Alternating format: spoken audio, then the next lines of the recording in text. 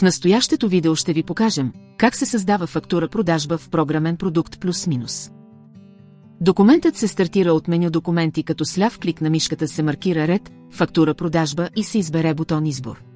Екранът се състои отляво от бланката на документа и отдясно от помощно меню с допълнителни настройки и бутони. Менюто се скрива и показва посредством стрелката. В поле номер автоматично се извежда поредния номер на фактура-продажба, генериран от програмата, а в поле дата текущата дата. Датата може да се промени от календара. В раздел Получател се въвеждат данните за клиента. За да се добави нов клиент, се кликва в поле Получател и се избира клавиш стрелка надолу. Маркира се група клиенти и се избира клавиш Insert. Добавя се името и се избира клавиш Enter. В таблицата отдясно се добавят основните данни за получателя.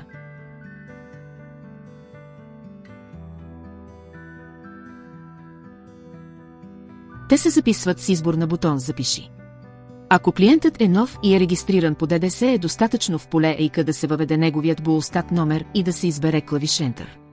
Данните за него се зареждат автоматично. За да се въведе вече съществуващ клиент в поле Получател, се въвежда част от неговото име. Конкретният клиент се маркира в дървото с аналитични признаци и с клавиш Enter или двоен клик на мишката той се добавя. Следващата стъпка е добавяне на артикулите предмет на сделката. От менюто с настройки отдясно на екран се избира вида на продажбата. Ако в един документ ще се продават различни видове, те се избират по-отделно на всеки ред от бланката на документа. В колона име се избира конкретният артикул. За бързо откриване в полето се въвежда част от името на артикула. В дървото с аналитични признаци се маркира името му и за да се добави се избира клавиш Enter или двоен клик на мишката. Ръчно се въвежда количество и цена. Ако артикулите ще се изписват от склад, първо той се избира от поле Склад.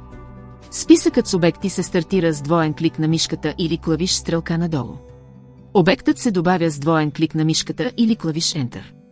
Артикулите от склада се добавят, като в поле име се въвежда част от името. След като се маркира името на артикула, се избира клавиш Enter или двоен клик на мишката. Друг начин за добавяне е да се въведе значението на параметър код или баркод на артикула и да се избере клавиш Enter. Може да се използва и баркод четец. Достатъчно е да се позиционира маркера в колона име и да се прочете баркод номера от етикета на стоката. Артикулът автоматично ще се добави в бланката на документа с количество 1. Ред с данни се изтрива, като с двоен ляв бутон на мишката се кликне в колона номер. Отдясно на екран се задават допълнителни настройки към документа, като тип на сделката, начин на плащане и други. Под бланката на документа е разположена таблица с счетоводните операции, които ще се запишат в базата след запис на документа. Те се създават автоматично спрямо въведените данни в бланката и зададените настройки. Фактурата може да бъде разпечатана от бутон Печат, експортирана от бутон Експорт или изпратена на имейла на клиента от бутон Изпрати. С избор на бутон Запиши документът се записва в базата и във всички счетоводни регистри, като главна книга, дневници по ДДС и други. Абонирайте се за канала ни и посетете сайта ни за още полезна информация.